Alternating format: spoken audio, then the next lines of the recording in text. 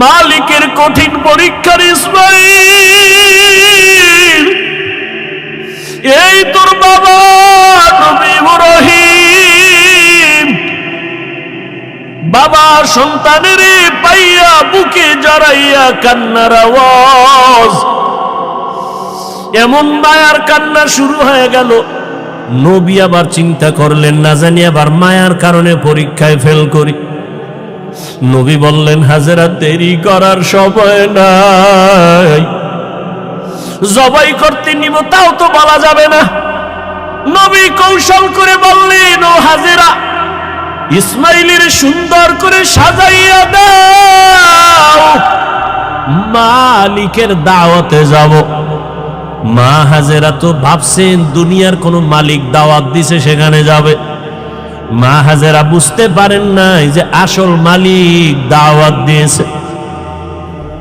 মা হাজেরা এতটুকু বুঝা দুনিয়ার মালিকের দাওয়াতে যাবে, বাবার সাথে যাবে। মা বড় আনন্দিত হইয়া ইসমাইলের এমন সুন্দর করে সাজায় দিলেন। এবার ইসমাইলের নিয়ে বাবা রওয়ানা। বাবা সামনে হাঁটে, ইসমাইল পেছনে পেছনে হাঁটে। মা দুঃখিনী দরজার কিনারায় দাঁড়ায় দাঁড়ায় সন্তানের দিকে তাকায় থাকে। একটা সন্তান যখন আপনাদের এলাকার মানুষ বাঁশখালী থেকে চট্টগ্রাম যায় বা বিদেশ যায়, মা ঘর থেকে যখন সন্তানের বের করে দেয়, মা চোখের পানিগুলো আঁচল দিয়ে মুছে সন্তানের পেছনে পেছনে মাও কিছু দূর আগায় যায়। মা সহ্য করতে পারে না, সন্তান আবার কই, ওরেও আমার কাছে থাইকা যখন মা বলিয়া ডাক দেয়, কলিজাটা ঠান্ডা হয়ে যায়। একটা সন্তানের মা ডাকে এত মজা, দুনিয়ার বাদশাও যদি বানায় দেয় এত মজা পাওয়া যায় না। সন্তান যখন আম্মু বলে ডাক দেয়, মায়ের কলিজাটা ঠান্ডা হয়ে যায়। মা হাজেরা ইসমাইলের বিদায় দিয়া তাকায় তাকায় কান্না করে।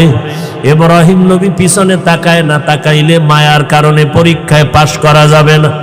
ইসমাইলও আনন্দে আনন্দে যখন বের হয়ে যাচ্ছে, শয়তানের মাথা গরম হয়ে গেল। এই পরীক্ষায় যদি ইব্রাহিম পাশ করে, দুনিয়াওয়ালারা বহু বিধর্মী মুসলমান হবে। কেমনে পরীক্ষায় ফেল করানো যায়? হাজেরাকে একটু ধোকা দেই। হাজেরারে গিয়া ধোকা দিয়ে কয়, হাজেরা, ইসমাইলের কোথায় ছাড়লা? কয় মালিকের দাওয়াতে গেছে। বলে কোন মালিক? বলে দুনিয়ার কোন বাদশা। কয় না না, আমি জানি আল্লাহ দাওয়াত দিছে। কেন? হাজেরাকে বলে জবাই করার জন্য। হাজেরা ডাক দিয়ে কয়, রে শয়তান, তুই আমাকে ধোকা দিস না। একটা বাবা হইয়া কোনোদিন সন্তানের জবাই করতে পারে না। যখন এই কথা বলছে, শয়তান ডাক দিয়া কয়, আল্লাহ হুকুম করছে জবাই করার জন্য। হাজেরা চোখের পানি ছাড়িয়া কয়, রে শয়তান, যদি আমার মাওলা হুকুম করে একজন ইসমাইল না, আল্লাহ যদি আমারে আরো ইসমাইল দেয়, আমি সব আল্লাহর রাস্তায় ছেড়ে দিতে রাজি। শয়তান দেখলো এখানে হাজেরাকে ধোকা দিয়ে আটকানো যায় না, দৌড়াইয়া গেছে শিশু ইসমাইলের একটু ধোকা দেওয়ার জন্য। ইসমাইলের গিয়া যখন ধোকা দিতে গিয়া কয়, ইসমাইল কই যাও? বাবার কাছে ছুরি আছে, তোমারে জবাই করবে। ইসমাইল তো বুঝ কম, ডাক দিয়া কয়, আব্বা জান, আপনি কি আমাকে জবাই করতে নিয়ে যাইতেছেন? এবার ইব্রাহিম কয়, শয়তান, পাথর মারো। এই তিন জায়গায় ধোকা দিছে। ইব্রাহিম আর ইসমাইল মিলিয়া তিন জায়গায় পাথর মারলেন। আল্লাহ তাআলা আইন করে দিলেন, আমার ইসমাইলের কথা কাজটা আমার কাছে ভালো লাগছে। ইব্রাহিমের এই কাজটা আবদ পর্যন্ত স্মৃতি হয়ে থাকবে মুসলমানের কাছে। আজকে যেই তিন জায়গায় ইসমাইল আর ইব্রাহিম পাথর মেরেছেন, ওই তিন জায়গায় পিলার করা আছে। ও হাজিরা, তোমরা হজ করতে গিয়া ওই তিন জায়গায় যদি পাথর না মারো, তোমাদের একজনের হজও কবুল হবে না। এবার নিতে নিতে ইসমাইলকে নিয়া মিনা বাজারে হাজিরা এখন যেখানে কোরবানি দেয়, ইসমাইলের যেই জায়গায় কোরবানি দিছেন ওই জায়গায় ইব্রাহিম নবী ইসমাইলের নিয়া এবার চিন্তা করলেন, আল্লাহ আমারে কেমন সন্তান দিলেন, একটু পরীক্ষা কইরা দেখি। এবার সন্তানকে বাবা বলতেছেন, ফালাম্মা বালাগা মাআহু সায়া ক্বালা ইয়া বুনাইয়া ইন্নী আরা ফিল মানামি আন্নী আযবাহুকা ফানজুর মাযা তারা। ও বাবা, আমি স্বপ্নে দেখলাম তোমাকে জবাই করতেছি, বলো বাবা তোমার কি মতামত বলো। ইব্রাহিম নবী কথাটা বলা মাত্রই সাথে সাথে সেকেন্ডের মধ্যে সন্তান ইসমাইল জবাব দিয়ে দিলেন, ইয়া আবাতিফ আল মা তুমার সাতাজিদুনি ইনশাআল্লাহু মিনাস সাবিরিন।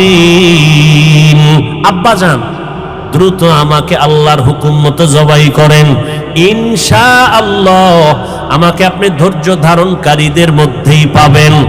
আব্বাজান, আমাকে দ্রুত জবাই করেন, দেরি করলে আবার বুঝি আল্লাহ হুকুমটা ফিরায় নিবে, কপাল পুড়ে যাবে। একটা সন্তান বাবার সামনে কতটা বিনয়ী হইয়া বাবার ইজ্জত রক্ষার জন্য আল্লাহর মুহাব্বতের বন্ধনে নিজেকে পেশ করে দিলেন। তবে ইতিহাসবিদরা লেখেন, ইসমাইল একটু কান্না করে বলছেন, বাবাজান আপনি যদি এই কথাটা আমাকে একটু বাড়ি বসিয়া বলতেন, আমি আমার দক্ষিণী মায়ের থেকে একটু চির বিদায় নিয়ে আসতাম। কারণ 6টা বছর আমার মা আমার এত কষ্ট করে লালন পালন করে বড় বানাইছে। এই 6টা বছর পানি নাই, খানা নাই, আপনিও এসে দেখেন নাই। আমার মা আমার মুখে জিহ্বা দিয়ে আমার পেটের ক্ষুধা নিবারণ করেছে। আমার মা পাগলনির মতো দৌড়াদৌড়ি করেছে। ও আব্বাজান, বাড়ির মধ্যে বসে যদি বলতেন আমি একটু মায়ের থেকে বিদায় নিয়ে আসতাম, পারি নাই, দুঃখ নাই বাবা, আমাকে এখানে জবাই করিয়া আমার রক্তমাখা পোশাকটা মায়ের কাছে নিয়ে যাবেন। আম্মা জান আমাকে না দেখে যদি বলে আমার ইসমাইল কই, আপনি আব্বা রাগ করে আমার মাকে কিছু বলবেন না, আমার আম্মা জানকে একটু সান্ত্বনা দিয়া বলবেন ইসমাইল সালাম জানাইছে, আল্লাহ যদি কবুল করে হাসরের ময়দানে মোলাকাত হয়ে যাবে। আব্বাজান, আর আপনার কাছে দাবি, আমাকে জবাই করার আগে আপনি আমার হাত পা রশি দিয়ে বাঁধেন, কারণ জবাই করতে গিয়া আমার হাতে পায়ে নড়াচড়া যদি আপনার শরীরে লাগে বেয়াদবি হবে, আল্লাহ বেজার হয়ে যাবে। আব্বাজান, আপনি কাপড় দিয়ে আপনার চক্ষু দুইটা বেঁধে নেন, কারণ জবাই করার সময়, ছুরি চালানোর সময় আমার চেহারায় যদি আপনার নজর লাগে, মায়ার কারণে আপনি জবাই করতে পারবেন না, আল্লাহ বেজার হয়ে যাবে। আব্বাজান, আমি শুয়া পড়লাম, তাড়াতাড়ি আমার গলায় ছুরি চালান। ইব্রাহিম নবী ইসমাইলের শোয়াইয়া যখন ছুরিটা চালাইতে চায়, আমার মাওলার কুদরতি অন্তরে এত মায়া, আমার আল্লাহ ডাক দিয়ে কয়, রে ছুরি, আমার ইসমাইলের একটা পশমের ক্ষতিও যেন তোমার দ্বারা না হয়। আল্লাহর হুকুমে ছুরি কোনো কার্যকারিতা করে না, একটা পশমও কাটে না। ইব্রাহিম নবী এবার পাথরের উপরে আঘাত করলেন, ছুরি দিয়া পাথরটা আলাদা হয়ে গেল। ইসমাইলের ডাক দিয়ে কয়, বাবা এইবার ফাইনাল রেডি হও, তোমার জবাই করার সময় রক্ত আমার হাতে না লাগা পর্যন্ত ছুরি চালাইতেই থাকবো, না হয় আমি ছুরি চালানো বন্ধ করব না। এবার ইসমাইলকে শেষবারের মতো শোয়াইয়া ছুরি যখন চালাবে, রক্ত হাতে না লাগা পর্যন্ত ছুরি চালানো বন্ধ করবে না বলিয়া ইব্রাহিম নবী নিয়ত করে ফেললেন। ইসমাইলকে শোয়াইয়া দিলেন, আর যখন ছুরি চালাবে, আল্লাহ পাক রব্বুল আলামিনের কুদরতি অন্তরে এত মায়া, জিবরাইলের ডাক দিয়ে কয়, জিবরাইল, আমার ইব্রাহিমের ওয়াদা, এমন ত্যাগ আর নিয়ত যে রক্ত না লাগা পর্যন্ত ছুরি চালানো বন্ধ করবে না। আমি তো ইসমাইলের জবাই চাই না, আমি চাই আমার হুকুমের জন্য কতটুকু তারা ত্যাগ স্বীকার করলো। আমার মোহাব্বতের পরীক্ষা চাইছি, আমি ইসমাইলের জবাই চাই নাই। আমার হুকুম মতো প্রশ্ন ছাড়া যখন তারা ওজনে রেডি হয়ে গেল, আমার পরীক্ষা হয়ে গেছে, আর লাগবে না। ইসমাইলের জবাই করার আগে, ছুরির নিচে দেওয়ার আগে, জান্নাতি একটা দুম্বা নিয়ে যাও, ইসমাইলের সরাইয়া জান্নাতি দুম্বাটা যখন ছুরির নিচে দিয়া দাও। ইব্রাহিম নবী ছুরি চালায়, জিব্রাইল আমিন দুম্বা নিয়ে রওয়ানা। দেখতেছে আমি যাইতে না যাইতেই মনে হয় ছুরির নিচে ইসমাইল জবাই হয়ে যাবে। জিব্রাইল আমিন আসমান থেকে একটা আওয়াজ দিছে, আল্লাহু আকবার, আল্লাহু আকবার। ইব্রাহিম নবী তাকাইছেন, তিনিও ডাক দিয়েছেন, আল্লাহু আকবার, আল্লাহু আকবার। এবার ইসমাইলও আওয়াজ দিলেন, লা ইলাহা ইল্লাল্লাহ। এইভাবে আওয়াজ দিয়া ইব্রাহিম নবী যখন চক্ষু খুইলা দেখেন রক্ত হাতে লাগছে, ছুরিটাও ছাড়লেন। যখন তাকায়া দেখে খুশি মনে ইসমাইল বুঝি কোরবানি হয়ে গেল, কিন্তু না, দেখে একটা অপরিচিত জন্তু জবাই হয়ে গেল। ইসমাইল পাশে সুন্দরভাবে দাঁড়ানো। বাবা আবার বুঝি ভয় পেয়ে গেলেন, ও ইসমাইল, আল্লাহ বুঝি আমার কোরবানি কবুল করবেন না, আর একবার চেষ্টা করি। সাথে সাথে ওহী নাজিল হয়ে গেল।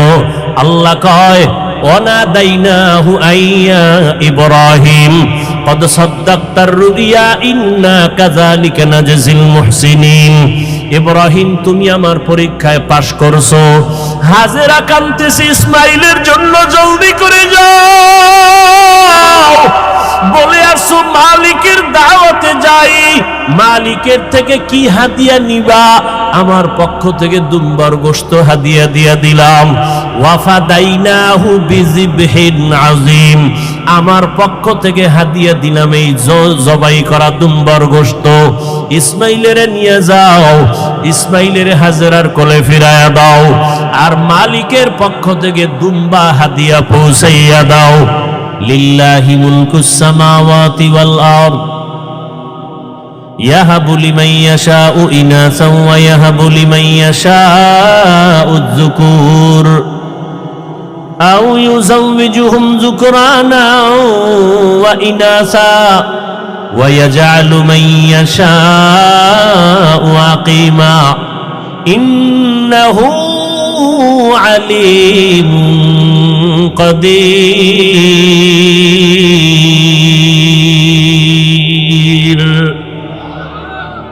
আল্লাহ তাআলা বলেন, আসমান ও জমিনের পুরা ক্ষমতা আমি আল্লাহর কুদরতের হাতে। আমি আল্লাহ কাউকে চাইলে ছেলে দেই, কাউকে মেয়ে দেই, কাউকে দোনোটা দেই, কাউকে কোনোটাই দেই না। ক্ষমতা কার? কাদের কুদরত দারি বার কামাল, আন্তা রব্বি আন্তা হাসবি যুল জালাল, তুহি কাদের জলিলুল্লাহ জাহাদার, বাহর হালে তুহি মেরা নেগাহদার। নমরুদ আজরকে বানায় দিলেন ডাইরেক্টর। স্বামী আর স্ত্রী এক জায়গায় ঘুমাতে পারবে না। ছেলে সন্তান যদি আসতে চায় জবাই করে দাও, জন্ম নিয়ন্ত্রণ। আল্লাহ পাক বলেন, আমি যাকে দুনিয়ায় পাঠাবো দুনিয়ার কোন কৌশল তাকে ফিরাইয়া রাখার ক্ষমতা নাই। আল্লাহর সাথে পাল্লা দিয়ে নমরুদ পারছে, ফেরাউন পেরেছে। কোটি টাকার মালিকই দেখো অভাব হয় না দূর, গরিবে ঘুমায় আরাম করে মনটা বাহাদুর। ফেরাউনের লাশটা দেখো মিশর জাদু ঘরে, খায় না মাছি, খায় না মাটি, পোকা মাছি সবাই ঘৃণা করে। হৃদয়ে থাকিবে যার নম্রতা সাদা, রহমত আসিবে সেথা প্রভুর ওয়াদা। বড় বড়াই থাকলে দিলে রহমত আসবে না, নিজেকে নিজে ছোট মনে করিও সাদা। উঁচু জমিন থেকে পানি নিচু জমিনে যায়, তেমনি খোদার রহমত আসে নম্রতার হৃদয়। ভোগবিলাসের বাড়ি গাড়ি পরে রবে সব, ভোগবিলাসের বাড়ি গাড়ি পরে রবে সব। থাকতে সময় স্মরণ করো আল্লাহ আমার রব, থাকতে সময় স্মরণ করো আল্লাহ আমার রব। আল্লাহ তাআলা যাকে পাঠাবেন কেউ ফিরায় রাখার ক্ষমতা নাই। আল্লাহ যাকে সন্তান দিবেন হাজারো ট্যাবলেটও যদি ব্যবহার করে সন্তান ফিরাতে পারবে না। জমিনের মধ্যে বান্দা যত কৌশল করবে, কই 10 বছর আগের থেকে তো আমরা দেখতেছি সন্তান কমাও কমাও কত স্লোগান, এই কমাও কমাও ফাটি কইরা কত মানুষ বেতন খাইয়া সংসার চালায়, আছে না নাই? কিন্তু আমার মাওলার সাথে পাল্লা দিয়া কেউ আগাতে পারে নাই, জনসংখ্যা বেড়েই চলছে। আল্লাহ বলেন রিজিকের মালিক আমি, জনসংখ্যা বেড়েছে রিজিকও বাড়িয়ে দিয়েছি আমি আল্লাহ। মুরব্বীর একটু জানা থাকলে জবাব দিবেন, 1% জায়গায় 20-30 বছর আগে যেই পরিমাণ ধান হইতো এখন কি কম না বেশি? কে বাড়াইছেন? সরকার। কে বাড়াইছেন? ওয়াতারযুকু মান তাশাউ বিগাইরি হিসাব। गर तवक्कुल मी कुनी हर सुबह शाम मेरा सानत रिश्ते तू अज़ला मकाम जुज़बा हक़ची ज़े मखाज़ इंसुजा फज़ले उआ मस्ते दर जुमला जहां। जन्म नियंत्रणের জন্য ডাইরেক্টর আজরকে বানাইলো। আমাদের গ্রাম্য একটা প্রবাদ আছে, যেখানে বাঘের ভয় সেখানে রাত পোহায়। যেই আজরকে ডাইরেক্টর বানাইছে আল্লাহ কয় দেখ ওই ডাইরেক্টরের ঘরে আমি ইব্রাহিমকে পাঠাবে, এটা আমার সিদ্ধান্ত। একটু আগেই বসেই বলছিলাম বান্দা চাইলে কিছুই হয় না, আমার আল্লাহ চাইলেই সব হয়। নমরুদ চাইছে ইব্রাহিম আসতে পারবে না, আল্লাহ চাইছেন আমি ইব্রাহিমকে জমিনের মধ্যে পাঠাবো, আল্লাহ পাঠাইলেন এবং নমরুদের দফা সব খতম করে দিলেন। ইব্রাহিম জমিনের মধ্যে আসছে, গোপনে গোপনে রাখছেন। বিশাল বড় ইতিহাস। আম্মা জান পাহাড়ের গর্তের মধ্যে নিয়া ইব্রাহিমকে প্রসব করে ওখানে রাখেন। আজরও যদি জানতে পারে লজ্জায় মাথা গরম হয়ে যাবে। নমরুদ জবাই করার হুকুম দিয়ে দিছে। আল্লাহর কুদরতে ইব্রাহিম নবী গর্তের মধ্যে পাহাড়ের গুহায় আম্মা জান ইব্রাহিমের 2 হাতের 2 আঙ্গুল, শাহাদাত আঙ্গুল বাম হাতের আর ডান হাতের মুখের মধ্যে দিয়া দিলেন। বাচ্চা আঙ্গুল চুষতেছে, আল্লাহ তাআলা 2 আঙ্গুল থেকে কুদরতের কারিশমা জারি করলেন। 1 আঙ্গুল থেকে দুধ বের হয়, আর 1 আঙ্গুল থেকে মধু বের করার ব্যবস্থা করে দিলেন। কাদের কুদরত দারি বার কামাল আনতা রব্বি আনতা হাসবি জুল জালাল। দুনিয়ার মানুষ বলে এটা হবে না, আল্লাহ যদি কয় হবে সেটাই। দুনিয়ার মানুষ বলেই মরা গেছে কথা বলতে পারে না, আল্লাহ যদি কুদরতের ক্ষমতা দেন পারবেনি? পারবেনি? রহমতের নবী খেজুর গাছ মরা, শুকনা একটা মরা খেজুর গাছে ট্যাক লাগাইয়া খুতবা পড়েন। কিছুদিন পরে রহমতের নবী এটা বন্ধ করে নতুন আর একটা মিম্বর বানালেন খুতবা পড়ার জন্য। বুখারী শরীফের মধ্যে আছে রহমতের নবী যখন মরা খেজুর গাছ যেটাই ট্যাক লাগাইয়া খুতবা পড়তে নিষেধ করে দিলেন, আর পড়বেন না। মানুষ কান্না করলে যেমন আওয়াজ হয় মরা খেজুর গাছ থেকে তেমন আওয়াজ শুরু হয়ে গেল। রহমতের নবী বললেন, এই মরা খেজুর গাছ তুই কি চাও? কেন কাঁদো? আমি কি দোয়া করব তুই তাজা হয়ে যাবি, খেজুর আসবে, মানুষ তোর খেজুর খাবে? কয় না। কি চাও? রহমতের নবী আপনার বিরহের বেদনায় কান্না করি। একটা মরা খেজুর গাছ, আপনার বিরহের বেদনায় কান্না করি, আমি চাই আমাকে মানুষের মতো এখানে দাফন করে দিবেন, আর কিয়ামতের দিন আপনার পাশে জান্নাতে আমাকে রাখবেন। নবীজি দাফন করে দিয়েছেন। এখনো ওই মদিনাতুল মুনাওয়ারা রাসূলের রওজার ভেতরে খেজুর গাছটা যেখানে ভেতরে নবী দাফন করলেন, ওই বরাবর একটা খুঁটি আছে, পাথরের পিলার। ওই পিলারের উপরে আরবিতে খুঁটিটার সাথে নাম লেখা আছে সাতুনে উস্তুনে হান্নানা, এখনো নাম লেখা আছে। মরা খেজুর গাছ সম্বলিত সেই খুঁটি, এটার নিচে বরাবর যদি যাইতেই থাকে রহমতের নবী বরকতি হাতের দাফন করাকে মরা খেজুর গাছ ওখানে এখনো আছে। বুখারী শরীফের ইবারাত। তাহলে মরা খেজুর গাছ কথা বলতে পারে না, আল্লাহ যদি ক্ষমতা দেন। আবু জাহাল হাতের মধ্যে পাথর নিয়ে কয়, ভাতিজা যদি বলতে পারো আমার হাতের মুষ্টিতে কি আছে।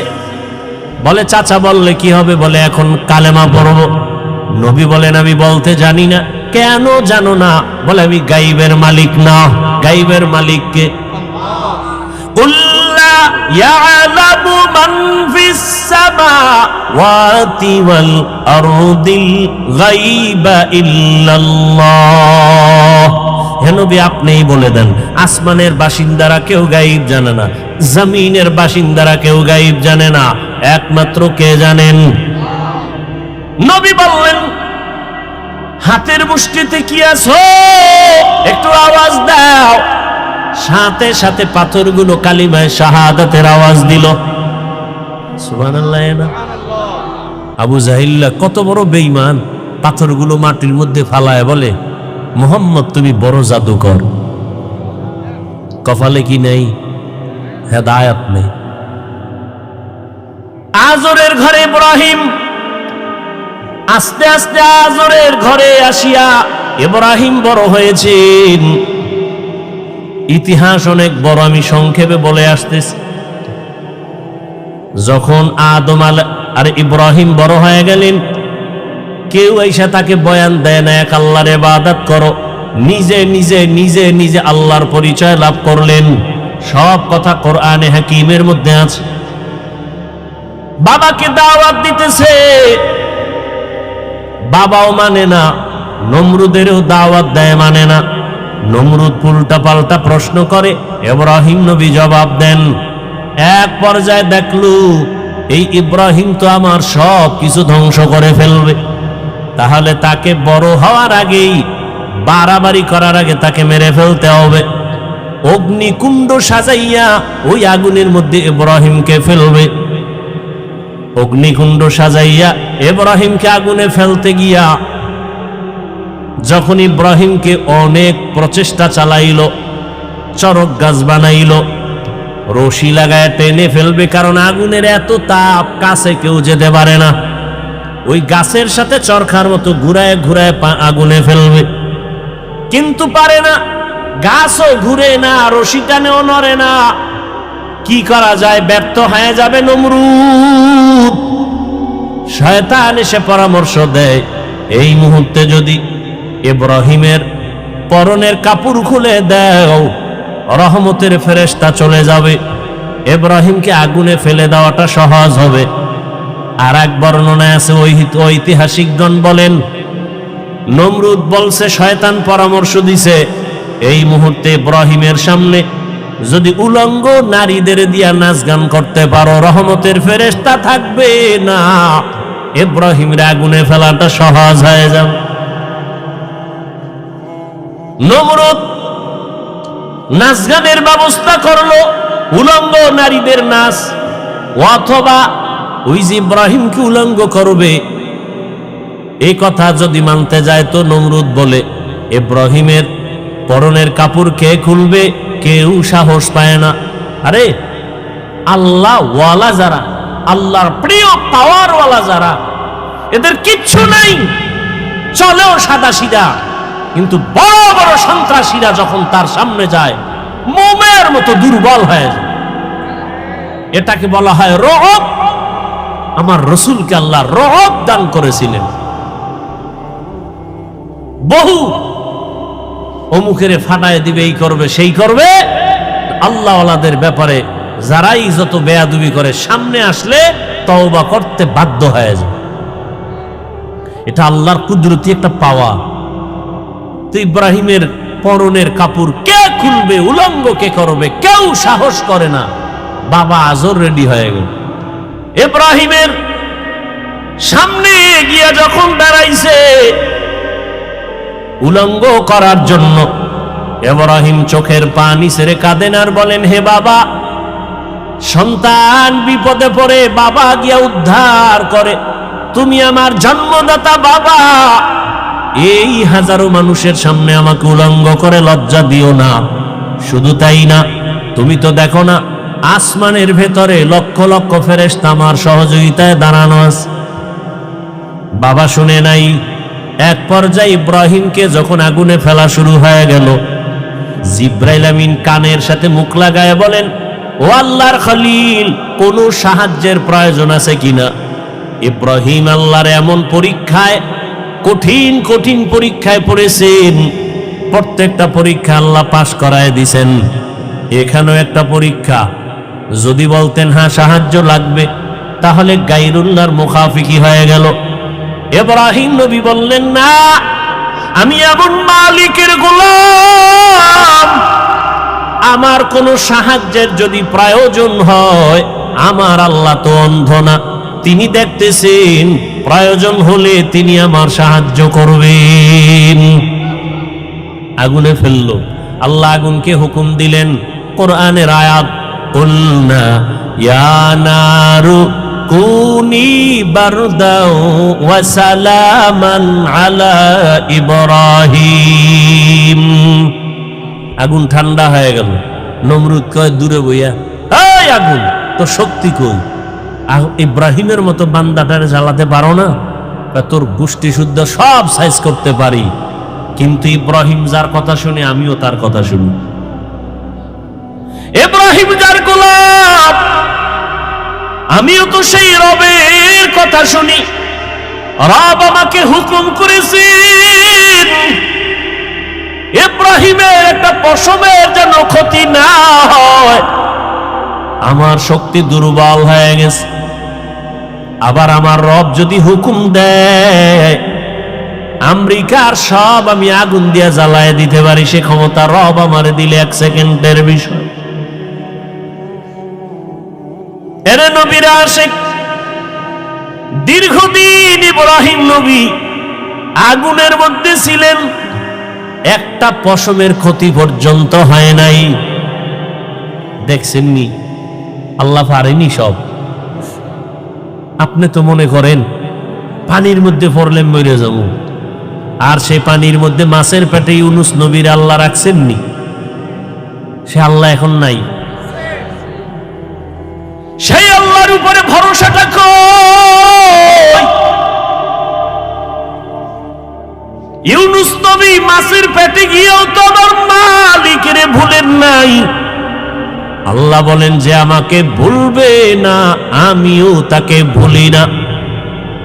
মাছের পেটে পানির ভেতরে একেবারে অন্ধকারে আবার সশরীরে ফিরাইয়া দিলেন। আগুনের মধ্যে ইব্রাহিম খুব আনন্দ, পশম জ্বলে না। দেখছেননি এরাও মানুষ, আমরাও।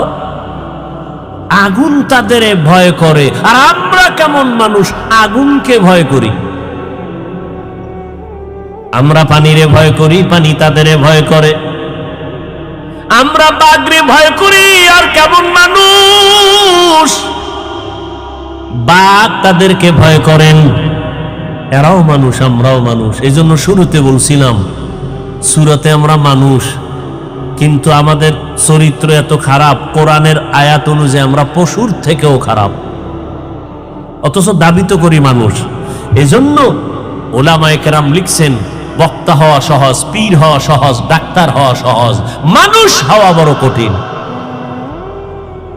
গর্ব সূরত আদমি ইনসাবুদে আহমদবু জাহলুহা মেক সাবুদে আদমিরা आदमियत लाज़िमस्त औदरागर बुना बशद ही जमास्त आदमियत लहमोशा मो पशत नीस आदमियत जुज़रे जाए दोस्त नीस।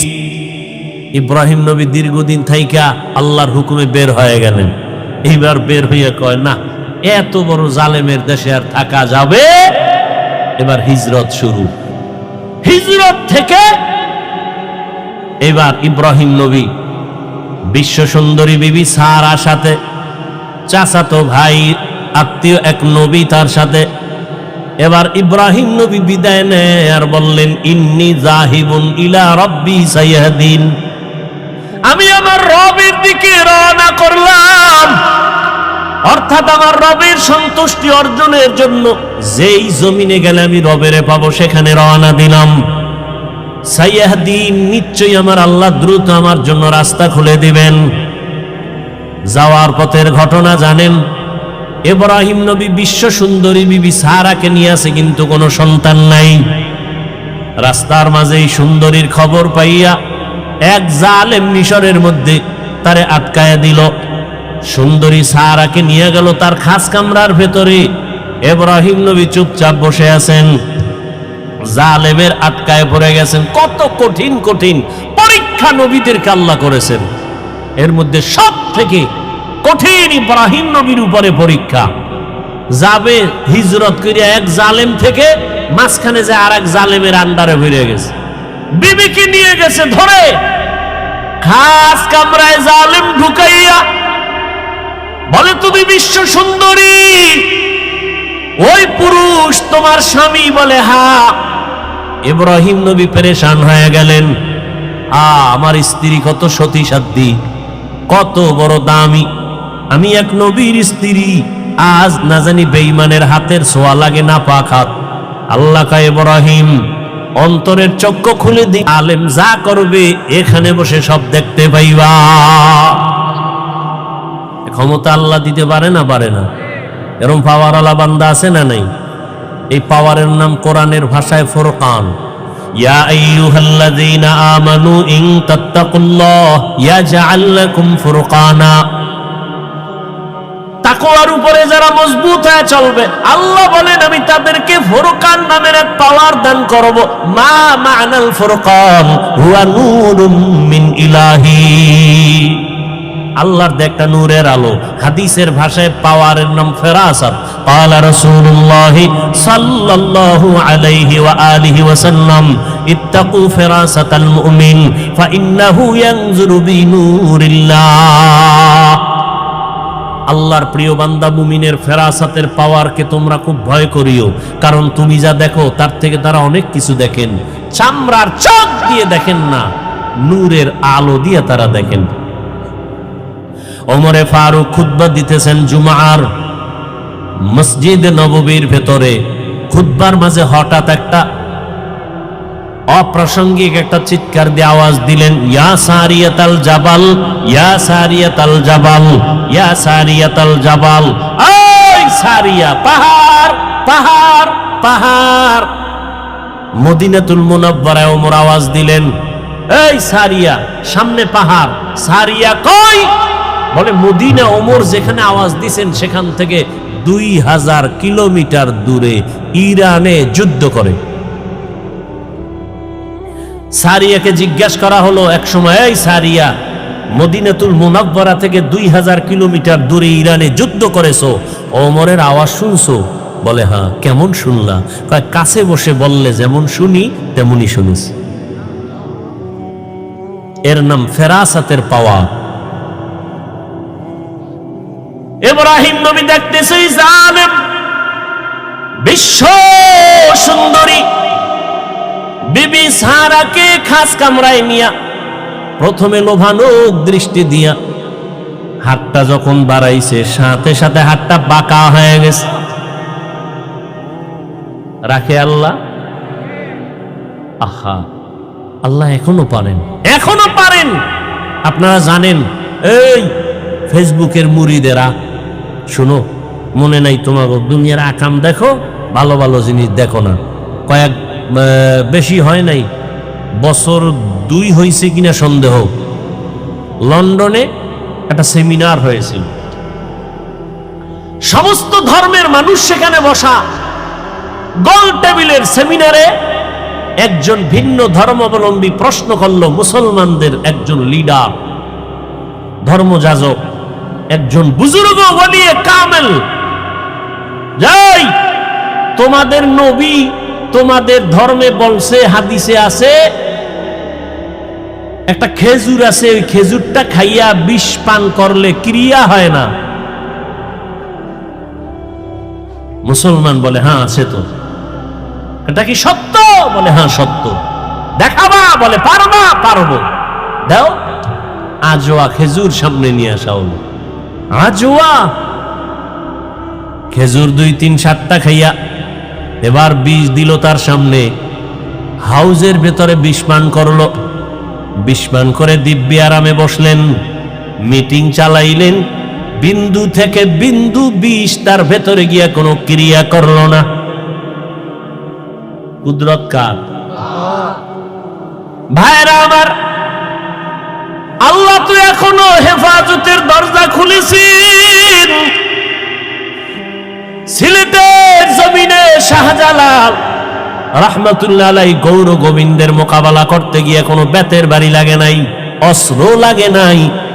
পুঁজি ছিল তাহাজ্জুদের আযান, নামাজ আর চোখের পানি, আর ফজরের নামাজের আযান। কই সেই তাহাজ্জুদ? কই? নাই তো নাই। একদল বলে এত আমল লাগে না, এত আমল লাগে না। অথচ আল্লাহ কয় আমি দুনিয়ায় মানুষ পাঠাইছি আমল করার জন্য। দেখেন তো কারবার কেমন, ফিতনায় ভরে গেছে গোটা সোনার বাংলা। বুঝাবো কিভাবে? বুঝতেও চায় না, কপাল এত খারাপ হইছে, বুঝতেও চায় না। মনের উল্টা হইলেই আর বুঝতে চাইব না, নফসের গোলাম হয়ে গেছে। আমাকে বলেন, এই যে এখন সামনে হজ আসতেছে না, কথা বলেন না কেন ভাই? ওখানে সারা দুনিয়ার মানুষ আর যায় না? যায় না? বিভিন্ন কোয়ালিটির মানুষ সেখানে। আপনারা জান নাই, যারা গেছেন দেখছেন, নামাজের টাইম কত লাইনের মানুষ। কেউ বুকে হাত বেঁধে দাঁড়ায়, কেউ নাবির নিচে, কেউ হাত সাইডে দিয়ে খাড়ায় রয়েছে, কেউ আবার মোবাইলে নামাজের ভিতরে কথাও কয়, নামাজের ক্ষতি হয় না, কথা টথা কয়ে নামাজের ভিতরে আছে। কেউ আবার কোরআন শরীফ মাটি রাইখা পাও দুইটা এভাবে ছড়াইয়া দিয়া, হাত দিয়া মাটির মধ্যে হেলান দিয়া কোরআন মাটিতে রাইখা পড়ে। কেউ আবার জোরে আমিন বলে, কেউ আবার আস্তে আমিন বলে। কেউ আবার সেজদায় যাওয়ার সময় মাটির মধ্যে সেজদা দেয় না, পকেট থেকে একটা কাঠের টুকরা বের করে কপালের নিচে দিয়ে কাঠের উপরে সেজদা মারে। সারা দুনিয়ার মানুষের এত কোয়ালিটির মানুষ, এত লাইনের। ও জলদি এলাকার জ্ঞানী মুসলমান, একটু জবাব দেন, এত লাইনের মানুষ যে মসজিদে নববীতে নামাজ পড়ে, বাইতুল্লাহ কোনো ঝগড়া আসেনি? বলেন বলেন, কারোর সাথে কারো অভিমান আসেনি? সালাম দেয় না, রাগ করে এমন আসেনি? আছে? আমগো বাংলাদেশে কার বদনজর লাগছে? সব গেঞ্জাম ঝগড়া আমগো দেশে কেন? কোন গজবে পাইল? কোন অভিশাপ লাগলো কপালে? আমি 5 কল্লি পড়লাম, কাউকে কিছুই বলি না। ও যুবক, অন্য টুপির বিরুদ্ধেও বলি না, যারা টুপি দেয় না তাদেরও হিংসা করি না, কিছু বলি না, দেখলে সালাম দেই। বলো তুমি 5 কল্লির বিরুদ্ধে বলো কেন? আমি কওমি মাদ্রাসার সন্তান আলিয়ার বিরুদ্ধে বলি না, স্কুল কলেজের বিরুদ্ধে বলি না, বলো তুমি কওমির বিরোধিতা করো কেন? আমি নবীরে দাঁড়াইয়া ইয়া নবী সালামু আলাইকুম বলে সালাম দেই না, দাঁড়াইয়া যারা দেয় তাদেরও গালি দেই না, বলো তুমি আমারে গালি দাও কেন? আমি তাবলীগের লাইনের সন্তান, আমি পীর সাহেবের মুরিদ। যারা পীরের কাছে যায় না, তাবলীগে যায় না, তাদের গালিও দেই না, হিংসা করি না, দেখলে সালাম দেই। বলো তুমি তাবলীগের বিরোধিতা করো কেন? বিবেকের কাছে একটু কথা রেখে গেলাম, বেয়াদবি ক্ষমা চাই। কেউ আমার দূরের না, যারা কালেমা পড়েছেন আপনারা আমার কলিজার আপন। আপনারা কেমন আপন? আওয়ামী লীগ বুঝি না, বিএমপি বুঝি না, আলিয়া কওমি বুঝি না, আমার কথা একটা, বলেন আপনাদের আল্লাহ আমার আল্লাহ দুই না এক? সবাই একমত? আপনাদের নবী আমার নবী, সত্য কথাটা স্বীকার করেন। আপনাদের কোরআন আমার কোরআন, আপনাদের কাবা আমার কাবা, আপনাদের কালেমা আমার কালেমা, আপনাদের ধর্ম আমার ধর্ম। দুনিয়াতে জন্ম নিছি সিস্টেম আপনাদের আমার, নাকি জলদি এলাকার মানুষ জন্ম সময় লঙ্গি ভরে আসছে? সবার কোয়ালিটি এক, বিদায় বালা কাফনের সংখ্যা হবে আলাদা। কে ধনী, কে গরিব, কে আলেম, কে মূর্খ, সবার বেলায় কাফন হবে তিনটা। আরে এক টাকাওয়ালার সম্মানে একটা কাফন কেউ বাড়াইয়াও দিবে না। এক রিক্সাওয়ালা মরে গেলে গরিব হওয়ার কারণে একটা কাফন কেউ কমাইয়াও, কালার হবে আলাদা। হুজুরদের কাফনের কালার একরকম, আপনাদেরটা আর এক রকম। কালারও কি কালার? এই বুঝা কও, সাদা? তাহলে কালার নিয়ে ঝগড়া কেন? কালার লইয়াও ঝগড়া কেমন গজবে ধরছে? কালার লইয়াও ঝগড়া আছে না নাই? ইন্তেকালের সময় সবার কাফনের কালার হবে এক। কি কালার? লেখা থাকবে উপরে বড় হুজুরের লাশ, এমপি সাহেবের লাশ, কে ধনী কে গরিব, কে হুজুর না, কে ইমাম, কে মুক্তাদি, কে ডাক্তার, কে রোগী।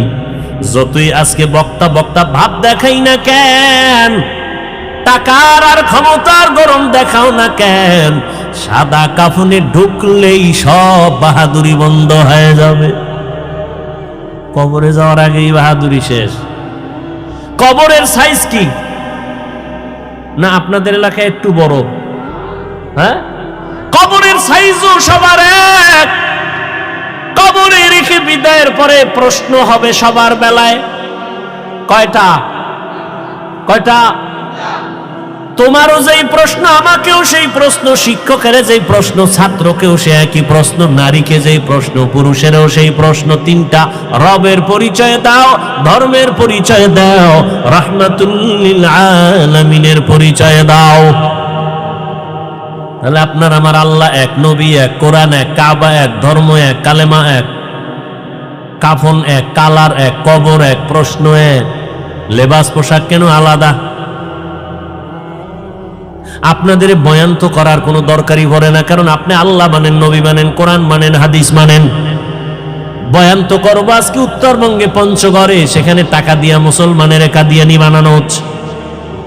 আজকে তো বয়ান করার বেশি দরকার চট্টগ্রামের পাহাড়ের ভেতরে গিয়া খ্রিস্টান মিশনারিরা মুসলমানের টাকার লোভ দেখায় বিধর্মী বানায়। কিন্তু ওখানে যাওয়ার সময় কই? মুসলমানের পেছনে ঘুরতে ঘুরতে ঘুরতে ঘুরতে পাগল হয়ে গেলাম। ফজরের পরেও বয়ান, জোহরের পরে বয়ান, আসরের পরে মাগরিবের পরে বয়ান। এত পাও ধরে ধরে ধরে ধরে বয়ান করি, আর পরও কেন নামাজ পড়েন না? আহ, কেমন মুসলমান? আপনার আমার আল্লাহ এক, নবী এক, সব এক, অথচ আমি টুপি খুলতে চাই না। আপনারা কেমন ভিআইপি মুসলমান যে টুপি দিতেই চান না, লজ্জা লাগে। আমি টুপি খুলতে লজ্জা পাই, আর আপনি টুপি দিতে লজ্জা পান। আমি নামাজ না পড়লে লজ্জা পাই, আপনি নামাজ পড়তে গেলে লজ্জা পান। আমি মসজিদে না ঢুকলে লজ্জা লাগে, আপনার মসজিদে ঢুকতে গেলে লজ্জা লাগে। আপনি কেমন মুসলমান হইলেন? একটু চিন্তা করেন। ও আমার কলিজার যুবক বাবারা, বেয়াদবি মাপ চাই, একটু আমাকে জবাব দাও। রহমতের নবীর আদর্শ থেকে আরো সুন্দর আদর্শ কারো কাছে আসেনি? তাল মিলেও না, সত্য বলো, বুঝা বলো। নবীজির থেকে দামি আদর্শ নাই? একজনের দাঁড়ায় যদি বলতেই পারো যে হাফিজ ভাই, রহমতের নবীর আদর্শ থেকে আরেকটু ভালো আদর্শ আছে শেখ মুজিবুর রহমানের ভেতরে, তাহলে আমি আল্লাহর কসম নবীরটা বাদ দিয়া তারটা নিব। এই ভালো করে বুঝো। কেউ যদি দাঁড়াইয়া বলতে পারো হাফিজ ভাই, নবীজির আদর্শ থেকে আরেকটু ভালো আদর্শ আছে জিয়াউর রহমান সাহেবের ভেতরে, আমি নবীরটা বাদ দিয়া জিয়াউর রহমান সাহেবেরটা নিব, বলার মতো পাওয়ার ক্ষমতা কারো আসেনি? নাই তো নাই, আমার থেকে শুনো। দুনিয়াতে যত আদর্শ দেখো, আব্রাহাম লিঙ্কনের আদর্শ গণতন্ত্র, মাও সেতুনের আদর্শ, লেনিনের আদর্শ, কার্ল মার্ক্সের আদর্শ, এক কথায় জবাব, দুনিয়ার সব আদর্শ হলো নাপাক, একমাত্র মদিনাওয়ালা নবীর আদর্শই হলো পাক। একমত, সবাই একমত। এবার বলো, রসুলের আদর্শ যে রেখে গেলেন, এটি মানবে হিন্দুরা, খ্রিস্টানেরা, ইহুদিরা? আপনারাই বলেন কারা মানবে? কোন দেশের মুসলমান? লন্ডন, লেবানন, কোন দেশের বলেন? শুধু এই বাঁশখালী ছাড়া বলেন। তা আপনাদের নামাজ নাই কেন, টুপি নাই কেন, দাড়ি নাই কেন, পর্দা নাই কেন, সুদ খান কেন, সুদের টাকায় ব্যবসা কেন, লোন উঠাইয়া বাড়ি গাড়ি কেন? জমিনে আল্লাহর যত বড় বড় দুশ্মন আছে, এই বড় দুই দল দুশ্মন আছে, এদের থেকে বড় দুশ্মন জমিনে আল্লাহর কাছে আর কেউ নাই। সব থেকে বড় দুশ্মন আল্লাহর। এক দুশ্মন হলো কোরআনে বর্ণিত, এক দল হলো যারা সুদের সাথে জড়িত, আর এক দল দুশ্মন হলো বুখারী শরীফে আছে, যারা ওলিয়া উলিয়ার দুশ্মনী করে। কেমন বড় দুশ্মন? আল্লাহ কয়, তোদের সাথে আমি আল্লাহ নিজে যুদ্ধ করব। এবার বুঝেন যে আল্লাহর কত বড় দুশ্মন তারা, যারা সুদের সাথে জড়িত আর যারা ওলিয়া উলিয়া দেখতে পারে না, বিরোধিতা করে। আল্লাহ হেদায়েত দান করুন। ওই জালেম নবী ইব্রাহিমের স্ত্রী প্রথম বিবি সারার উপরে হাত বাড়ায় গেল, পাক বাঁকা হয়ে গেল, সাথে সাথে তওবা করছে, আর করুম না। কুকুরের লেজ তো বাঁকাই থাকে, আবার ভালো হয়ে গেছে, আবার হাত বাড়াইছে ভাবে কয়েকবার করিয়া তওবা খাঁটি ভাবে না। এই তোমার কাছে হাত বাড়াইতে পারি না, তোমার ভিতরে কি পাওয়ার আছে বলো তো?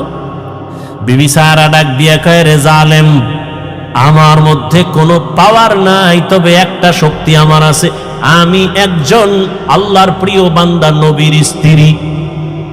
তাই নাকি? বলে হ্যাঁ। কে সে নবী? বলে ইব্রাহিম। কই সে? বলে ওই যে গাছতলায় বসা। ডাকো। ডাকাইয়া বেয়াদবি কইরা তো আর আগাইতে পারে নাই, এবার তওবা টওবা কইরা নবীর কাছে মাপ চাইয়া মেহমানদারি করাইয়া, সন্তান কয়জন আছে? কয় নাই। কয় তাহলে আমার এক বান্দি আপনার বিবির খেদমতে দিয়া দিলাম, হাজেরা নামের। নবী ইব্রাহিম হাজেরাকে নিয়ে আবার সফর শুরু। ইতিহাস বড় আল্লাহর কাছে। তখন নবীর বয়স 80 পার হয়ে যাচ্ছে, তখন দোয়া করছেন একটা নেককার সন্তানের জন্য। রব্বি হাবলি মিনাস সালিহিন, ও দয়ার মালিক তুমি আমাকে একটা নেককার সন্তান দান করো। প্রত্যেকটা মা বাবার সন্তানের উপরে দায়িত্ব, সন্তান আল্লাহর কাছে চাইতে হবে, এটা বাবার দায়িত্ব, আল্লাহ নেককার সন্তান দাও। মাকেও দায়িত্ব, আল্লাহর কাছে দোয়া করতে হবে, আল্লাহ নেককার সন্তান দান করো। এজন্য নামাজের পরে পরে বারবার এই দোয়াটা পড়বেন, রব্বি হাবলি মিন লাদুনকা যুররিয়াতান তাইয়্যিবাতান ইন্নাকা সামিউদ দুআ। আল্লাহ দোয়া কবুল কইরা সুসংবাদ দিয়ে দিলেন, ফাবাশশারনাহু বিগুলামিন হালিম, সুন্দর এক আদর্শওয়ালা সন্তান আমি তোমাকে দিচ্ছি। হাজেরার গর্ভে সন্তান চলে আসছে, প্রথম সন্তান। আল্লাহর পক্ষ থেকে নাম রাখলেন ইসমাইল। 80 বছরের পরে যেই সন্তান বাবায় পাইছেন, ওই সন্তানের উপরে কত মায়া, কত মোহাব্বত। কিন্তু আমার মাওলার পরীক্ষা আরো কঠিন, এত কঠিন পরীক্ষা ইব্রাহিমের উপরে আল্লাহ চাপায় দিলেন। ও ইব্রাহিম, সন্তানের মায়া যেন আমার আল্লাহর মোহাব্বতের মাঝখানে যেন পর্দা ফেলতে না পারে। কিন্তু পর্দা ফেলতেছে। আল্লাহ তো গাইবের মালিক, সব জানলেন। জানিয়েই আল্লাহ আবার পরীক্ষা দিলেন, এই ইব্রাহিম, তোমার এই কলিজার সন্তান সহ, মা সহ জঙ্গলে নির্বাসনে দাও। আল্লাহর হুকুম চলে আসলো। এবার বিবি সারাকে রাখিয়া ইসমাইলকে নিয়া, শিশু ইসমাইল মা হাজেরা নিয়ে চললেন মক্কার জমিনে। ইন্না আউওয়ালা বাইতি উযিআ লিন-নাসি লাল্লাযী বিবাক্কাতা মুবারাকান ওয়া হুদা মুবারাকান ওয়া হুদান লিল আলামিন। হেদায়েতের ঘর বানাইলেন আমার আল্লাহ। কোনো মানুষ নেই, জঙ্গল, পাহাড়, ওখানে নিয়ে গেলেন। কেমন পরীক্ষা দেখছেননি? কই নিয়ে যাইতেছে বলার অধিকার নাই, জবান বন্ধ, ইশারা ইঙ্গিতে বলবে কিনা তাও ভয়। একজন নারী সৃষ্টিগতভাবেই দুর্বল, আবার সাথে শিশু বাচ্চা, আরো পেরেশানি। বাইতুল্লাহর পাশে সাফা মারওয়া, এখন যে পাহাড়ের মাঝখানে জঙ্গল, চতুর্মুখী ওখানে রাখলেন।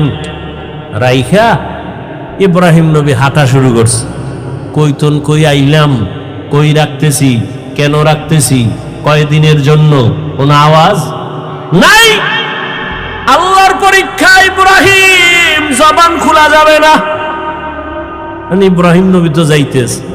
হাজেরা পেরেশান হয়ে গেলেন, ও পয়গম্বর, আমাদের আপনি কোথায় রাখেন? জবাব নাই। কই যান? জবাব নাই। কয়দিনের জন্য? আওয়াজ নাই। শেষ সময় পিছন দিক দিয়া মা হাজেরা ইব্রাহিম নবীর আঁচলটা ধরে বললেন, দাঁড়ান, আপনার কথা বলবেন না, ঠিক আছে, তো এই দেখ শেষ সময় বইলে যান। আমি যেখানে রাখলেন, এটা কি আপনার মন মতো নাকি রবের ইশারা? নবী এখনো জবান খুলে না, তবে ইশারায় বললেন রবের ইশারা। মাথা নাড়াইয়া বললেন, এটা রবের হুকুম। লা তাআতা লিমাখলুকিন ফি মাসিয়াতিল খালিক। খুতবায় হাদিস পড়েছিলাম, নবী বলেন, কোন মাখলুকের মন সন্তুষ্ট করার জন্য মালিকের সাথে কোনো বিরোধিতা করা যাবে না, অথবা আমার আল্লাহকে বেজার করে কোনো মাখলুকের খুশি করা যাবে না, হারাম। আল্লাহকে বেজার করে মা বাবারে খুশি করা হারাম। আল্লাহকে বেজার করে পীরকে খুশি করা হারাম। আল্লাহকে বেজার করে ওস্তাদকে খুশি করা হারাম। আল্লাহকে বেজার করে কোনো ব্যক্তিকে খুশি করা হারাম। দুনিয়ার সব বেজার হয়ে যাক, কোনো দুঃখ নাই, আমার আল্লাহকে বেজার করা যাবে না। ইশারায় বললেন, হ্যাঁ, রবের হুকুমে রেখে গেলাম। রেখে তো গেলেন। ইব্রাহিম নবী তো জবান বন্ধ, কোনো আওয়াজ নাই। ইশারায় বুঝাইলেন রবের হুকুম। এই আওয়াজটা পাইয়া মহিলাদের দিল তো স্বাভাবিক একটু নরম। মা হাজেরা কান্না শুরু করলেন আর বললেন, ও দয়ার স্বামী, এখানে আপনি আমার রবের হুকুমে রেখে যাইতেছেন। আমার বাচ্চা শিশু ইসমাইল ছাড়া কেউ নাই, মানুষ নাই, জঙ্গল, পাহাড়, অন্ধকার, একটু পানি আছে, এই পানি যদি না থাকে কোথায় যাব? বাচ্চারে যদি দুধ পান করাইতে না পারি, নির্জন জায়গা, কোথায় যাব? আপনার কাছে কোনো দাবি নাই, মালিকের কাছে একটু দোয়া করবেন আমাদের জন্য। ইব্রাহিম নবীর জবান তো বন্ধ। হাজেরা বলতেছে, নবী কানে শুনতেছে, জবাব না দিয়া হাঁটতেছে। হাইটা হাইটা পাহাড় বাইয়া নিচে নামলেন। নিচে নাইমা ইব্রাহিম নবী মালিকের দরবারে হাত উঁচু করে দোয়া করলেন, রব্বানা ইন্নী আসকানতু মিন যুররিয়্যাতি বিওয়াদিন গায়রি যি যারইন ইনদা বাইতিকাল মুহাররম রব্বানা লিয়ুকিমুস সালাতা ফাজআল আফইদাতান নাসি তাহবি ইলাইহিম ওয়ারযুকহুম। আল্লাহর নবী দোয়া করলেন আল্লাহর দরবারে, আল্লাহ তোমার হুকুম, এতদিন যত পরীক্ষা করেছো, ধৈর্য ধরে ধরে পাস করার চেষ্টা করেছি, আমার জীবনের শেষ সময় একটা সন্তান দিয়েছো, মোর বড় মায়ার সন্তান। এই বয়সের সন্তানটাকেও পরীক্ষার মাঝে ফালাইছো, কোনো দাবি নাই, একটা দাবি, আল্লাহ তুমি ধৈর্য দাও, পাশ করার তৌফিক দাও। আর আমার শিশু সন্তান, কত কলিজার মায়ার আমার সন্তান রেখে আসছি, তোমার কাছে আমার দোয়া করলাম কয়েকটা দোয়া। এক নাম্বার, ও আল্লাহ মেহেরবানি করে এখানে তুমি অন্য মানুষের বাসস্থানের ব্যবস্থা করে দাও, যেই জঙ্গলটাকে তুমি সাফ করে দাও, খানার আয়োজন করে দাও, ওরা নামাজ পড়বে এবং শুকর আদায় করবে, তোমার রিজিকের ব্যবস্থা করে দাও, মানুষের ব্যবস্থা করে দাও, পানির ব্যবস্থা করে দাও। আল্লাহর নবীর দোয়া আসমানে কবুল হয়ে গেল। নবী ইব্রাহিম চলে গেলেন, মা হাজেরা, ইসমাইল, শিশু বাচ্চা, আর কেউ নাই। এক সময় পানি যা ছিল সব শেষ, এখন পানিও নাই। আম্মাজান বাচ্চা ইসমাইলকে দুগ্ধ পান করাচ্ছেন, এক পর্যায়ে দুধও শেষ হয়ে গেল। বাচ্চাকে আর কি দিবে, খাবার, কোনো খাবার নাই, অচেনা জায়গা, চতুর্পার্শ্বে জঙ্গল, কোনো আওয়াজ নাই, মানুষ নাই, এমন এক হালাত। হাজেরা পাগলনির মতো হয়ে গেলেন। বাচ্চাটা কান্না করে ক্ষুধা। একদিন চলে গেল, 2 দিন চলে গেল, 3 দিন চলে গেল, মা সহ্য করতে পারে না। একটা বাচ্চার কলিজা ভরা মায়ের অন্তরে কত কষ্ট, একটা মা বাচ্চার জন্য কতটাই যে বেকারার হয়ে থাকে। এই বাচ্চার এত কষ্ট, মা বুকে ধারণ করে করে বাচ্চাকে বড় বানায়। ও সন্তানেরা, মায়ের কষ্ট যদি ভাবতো, জমিনে কোন সন্তান মা বাবার সাথে বেয়াদবি করতে পারতো না। মা এত কষ্ট করে করে আমাকে মানুষ বানাইছে।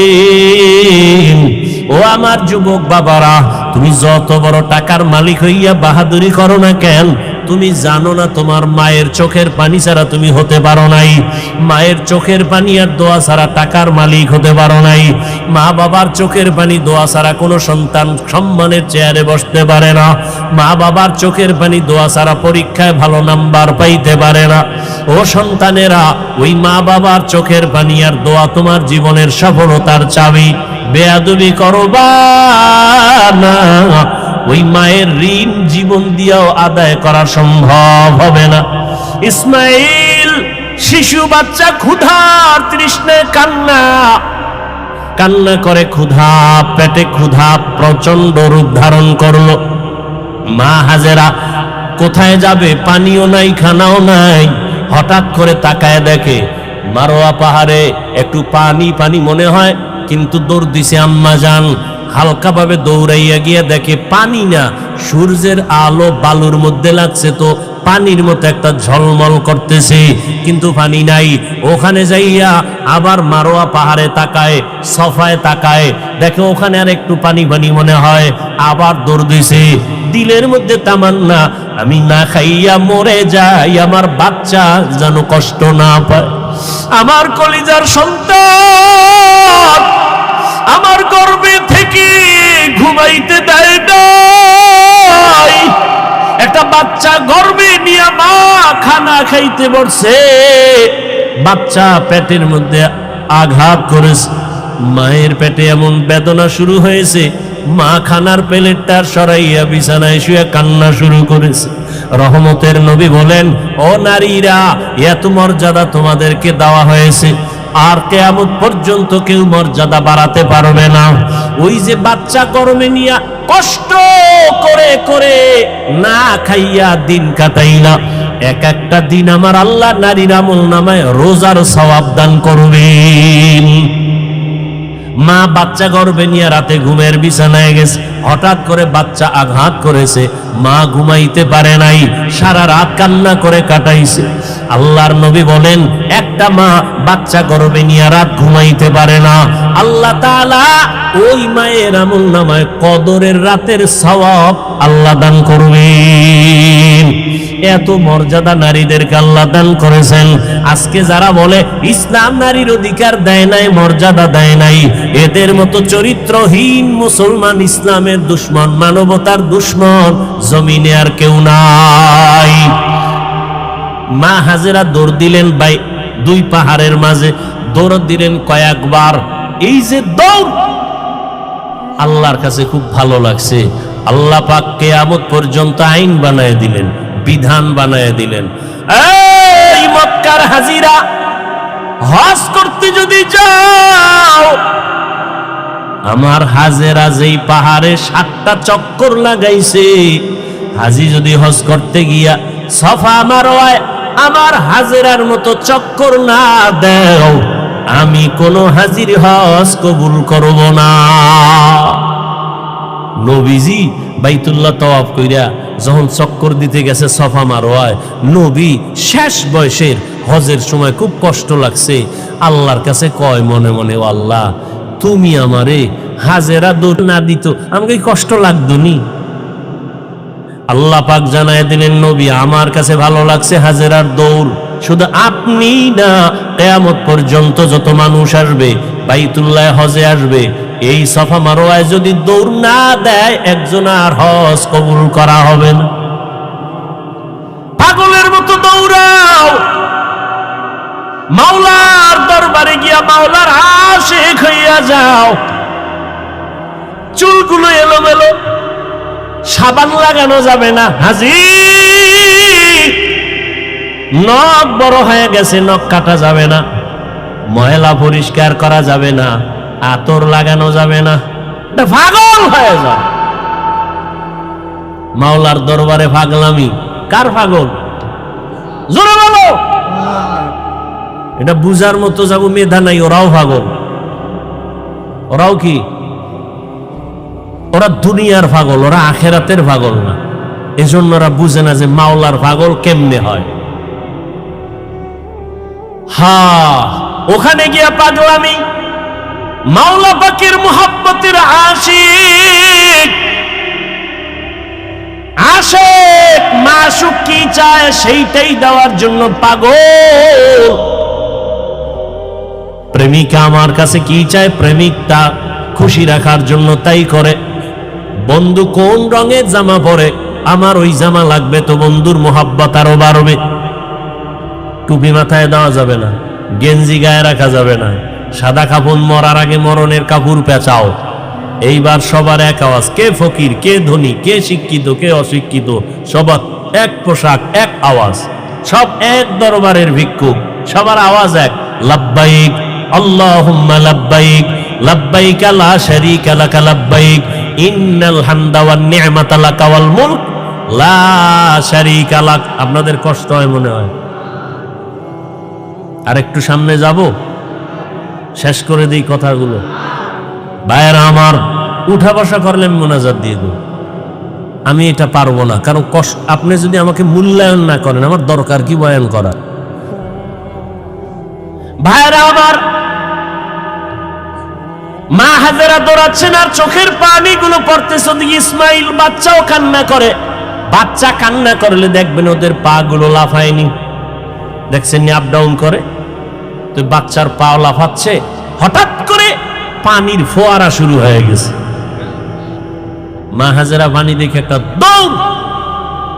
দৌড়াইয়া গিয়া পানিটারে আটকানোর জন্য, পারে না মহিলা মানুষ, খুব খুশি, তার ইব্রানি ভাষায় একটা আওয়াজ দিলেন। দেখছেন নি মাওলার কুদরত, কি দিলেন? পানিকে বললেন জাম জাম, থাম থাম। আল্লাহর কাছে এই শব্দটাও কবুল হয়ে গেছে। কিয়ামত পর্যন্ত এই পানিকে কি পানি বলে? শব্দটা কার? এই মাত্র বলছি, শেষ। মা হাজেরার জবানের আওয়াজ, জাম জাম, থাম থাম। পৃথিবীর বিশুদ্ধ পানি। সাহাবাদের মধ্য থেকে কেউ নবীকে জিজ্ঞাসা করলেন, ইয়া রাসূলুল্লাহ, এই ঝমঝম কূপের পানির তলা কই? Crore crore crore million trillion billion পানি হাজি সাবরা নিয়ে যায়, কমে না বাড়ে না, সমান। নবী কয়, এই জমজম পানির কূপের তলা হলো হাউজে কাউসারের সাথে। আরো জোরে, কোথার সাথে? মুফাসসিরিনে কেরাম লিখেছেন, কাউসারের পানির থেকেও জমজমের মূল্য বেশি। রাসূলকে যখন মেরাজে নেওয়া হয়, নবীজি বলেন জিবরাইল আমিন আমাকে ধইরা জমজম কূপের পানি দিয়ে ওযু বানাইলেন। ওযু করলাম, এর আগে আমাকে শোয়াইয়া চিৎভাবে শোয়াইয়া আমার বুকটাকে চিরলেন, ভেতর থেকে কলব বের করলেন, স্বর্ণের পেয়ালায় রাখলেন, ঝমঝম দিয়া ধুইলেন, আবার ভেতরে রাখলেন, এরপরে আবার আটকায় দিলেন। রক্ত গেল না, সেলাই লাগলো না, ব্যথা অনুভব করলাম না। এইভাবে আল্লাহ আমাকে কুদরতের অপারেশন করছেন আমার জীবনে 4 বার। কয়বার? 4 বার। রসুলের এই যে কলব বের করে ধুইলেন কি পানি দিয়া? জমজম পানি, বরকতের পানি। আম্মাজান হাজেরা পানি আটকায় দিলেন, পানি থেমে গেল, নিজে পান করলেন। আজকে কিতাব দেখছি, আজকে নবীজি বলতেছেন মা যদি ঝম ঝম থাম থাম না বলতেন তাহলে পানি পুরা পৃথিবীটা সয়লাভ হয়ে যেত। ইমামে আজম আবু হানিফা বলেন আম্মাজান আমাদের জন্য রহমত, তিনি বলার কারণে আজকে অনেক পবিত্র অবস্থায় পানি আছে। না হয় জেনাকারেরা এই পানি দিয়ে গোসল করে পানি নাপাক করে ফেলত, মদখোরেরা মদ পান করে মাতাল হয়ে পানির মধ্যে ডুব দিত, পানির সম্মান কমে যেত। ঝমঝম এমন একটা পানি, এর 25টা উপকার আছে ঝমঝম পানির। কয়টা? এর মধ্যে একটা হলো সাধারণ পানি পান করলে পিপাসা নিবারণ হয়, পেটের ক্ষুধা নিবারণ হয় না। জমজম পানি এমন এক দামি আল্লাহর কুদরতের পানি, এই পানি যদি কেউ পান করে ওই পানির দ্বারা পিপাসাও মিটে যায়, পেটের ক্ষুধাও মিটে যায়।